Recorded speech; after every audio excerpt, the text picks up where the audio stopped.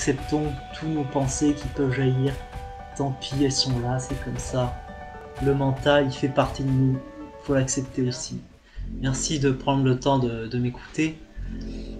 Alors, est-ce que ça t'arrive, toi, de partir dans des sortes de rêveries?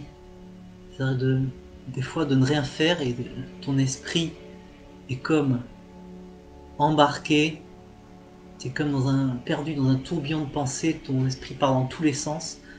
Tu ne fais rien et il y a comme une sorte d'absence qui se met en place. T'as l'impression vraiment de plus être là pendant un moment, et du coup c'est tes pensées, ton esprit qui divague, sans que t'en aies le contrôle. Et bien figure-toi que ça, c'est un super élément pour ton bien-être, c'est très bénéfique. Et je vais t'expliquer pourquoi dans cette vidéo.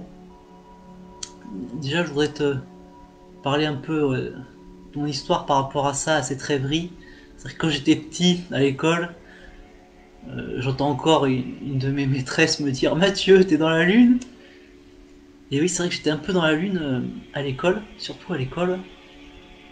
Et donc c'est vrai que je partais dans cette rêverie par moment. Et ensuite, c'était au collège, c'était plutôt Mathieu est réservé, Mathieu est ceci, Mathieu est timide, machin. Le pouvoir de l'étiquette, ce foisonnement mental très, très fort du coup, c'était peut-être justement une grande force en fait. C'est-à-dire que l'intériorité, ça peut être très puissant. Même si au début, effectivement, moi je le dévalorisais, je me posais plein de questions, plein de questionnements, plein de conflits et voilà, des pensées qui tournaient. Ça me posait beaucoup de problèmes parce que du coup, j'arrivais pas à passer à l'action, j'arrivais pas à faire les choses, j'arrivais pas à être à l'aise en société. Donc au début, je trouvais ça dévalorisant, mais je me suis rendu compte, voilà, avec tout le travail que j'ai fait et puis mes connaissances en psychologie, que du coup, ben, l'intériorité c'est très puissant parce que tout part de nos pensées quelque part. Tout part d'une pensée. Si t'as pas la pensée et l'intention de faire quelque chose, tu fais rien. Donc l'intériorité est vraiment très important.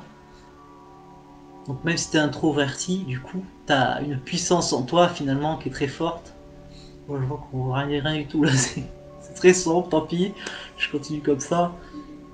Donc cette rêverie elle est importante parce que c'est vrai que moi quand je conduis, j'écoute souvent des conférences et là je suis tombé sur une conférence de Christophe André, peut-être que tu connais, qui est psychiatre et qui a écrit beaucoup de livres, notamment sur la pleine conscience. J'en ai lu un qui est super bien, là c'est Méditer jour après jour. Et là il expliquait l'importance du système par défaut. C'est-à-dire que, en fait, ouais, on est dans une société de plus en plus, on est gouverné par la rapidité, on est toujours occupé, toujours stimulé. Sur internet, on a envie d'y faire 10 000 choses en même temps. Voilà, on a des pensées de plus en plus complexes et on prend plus le temps d'être.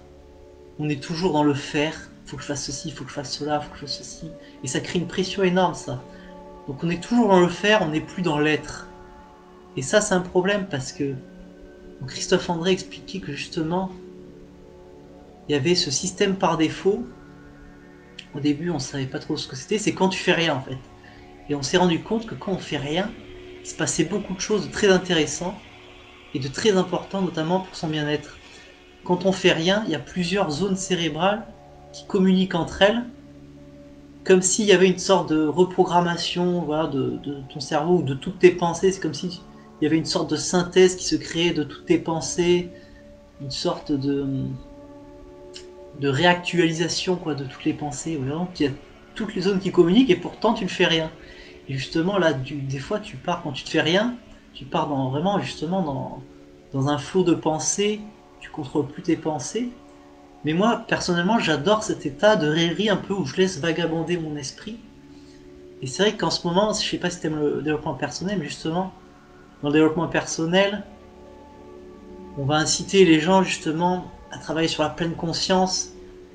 Mais la méditation de pleine conscience, ce n'est pas ne rien faire en fait, c'est se concentrer sur un élément particulier qui fait que tu vas te sentir bien, tu n'es plus dans la distraction, Mais tu fais quelque chose quand même, tu te concentres sur un élément précis, que ce soit le corps, ton environnement, tes sensations. Alors que là, pas du tout, là le but c'est vraiment de ne rien faire, d'avoir ce moment quelque part où tu retrouves ton esprit, mais sans le rejeter. C'est vrai qu'au final, si on fait la méditation en pleine conscience, c'est pour éviter, pour calmer ce mental. Mais je me dis, le mental c'est quelque chose d'extraordinaire, c'est le fruit de millions d'années d'évolution. Le mental, on en a besoin, ça dépend comment on l'utilise, mais on en a besoin. Et je me dis, ne rien faire et laisser divaguer son esprit, quelque part c'est un peu comme si tu respectais ton esprit, tu respectes ton mental. Et tant pis s'il y a des pensées qui tournent en boucle. Je sais qu'il y en a, moi c'était mon cas avant, je culpabilisais d'avoir toutes ces pensées en boucle qui m'empêchaient de vivre sereinement, qui m'empêchaient de faire certaines choses, parce que j'avais un foisonnement de questions, un foisonnement d'idées qui me perturbait beaucoup. Surtout si ça part dans le négatif, dans la dévalorisation, là c'est encore pire. Mais c'est vrai que du coup, d'avoir fait un gros travail personnel sur moi, du coup, maintenant, j'hésite plus à ne rien faire et à partir dans des rêveries comme ça. C'est comme si moi j'avais plein d'idées qui se remettaient en place. Et c'est très bénéfique ça, pour ton bien-être, de ne rien faire. Donc, prends des moments pour toi où tu ne fais rien, où tu vas juste te retrouver avec ton mental. Et bien sûr, si tu te retrouves à rien faire, sans objectif, ton mental va partir dans tous les sens. Mais quelque part, c'est comme si voilà, tu retrouvais un ami, parce qu'on a besoin de ce mental. Autant, je pense, c'est important de se réconcilier avec son mental, même s'il part dans tous les sens. Et là, c'est justement ce moment de ne rien faire, c'est justement laisser batifoler ton mental, laisser faire, laisser aller, laisser faire tout ce qui se passe, même si tu as plein de pensées qui te traversent. Et c'est vrai que moi, des fois, j'ai l'impression d'être un peu engouffré, j'ai l'impression de sombrer un peu dans un tourbillon de pensées, mais je trouve ça très agréable, moi, personnellement. Je sais pas, toi, dis-moi ce que t'en penses de ces moments où t'as une absence, où tu pars un peu dans des... où tu pars dans cette rêverie et ce foisonnement d'idées qui part dans tous les sens. Ouais, un peu comme un tourbillon, comme si tu quittais tes conditions de vie, en fait, et que tu te retrouvais un peu ailleurs, un peu plongé dans la métaphysique, vraiment en dehors de tes conditions. Tu acceptes ces moments-là. Et est-ce que tu culpabilises de ça? Parce que je pense vraiment que, voilà, comme je t'ai dit, c'est très bon pour la santé. On a besoin de ça, et d'ailleurs, on ne prend plus le temps de ne rien faire, et c'est dommage, parce que du coup, on est toujours dans le flow, mais là, dans le flow des activités, on a toujours un planning dans la tête, des choses à faire, et ça, c'est épuisant au final. Donc, retrouver des moments où tu ne fais rien, c'est vraiment bénéfique pour toi.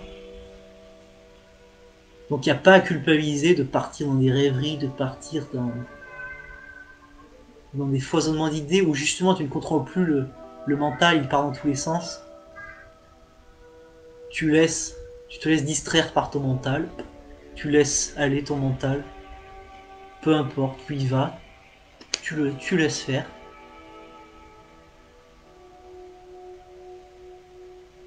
Tu te laisses embarquer. Et apparemment, c'est très utile pour un peu reconfigurer tout ça. Donc, il n'y a pas de problème avec ça. Accepte-le. Acceptons tous nos pensées qui peuvent jaillir. Tant pis, elles sont là, c'est comme ça. Le mental, il fait partie de nous. Il faut l'accepter aussi.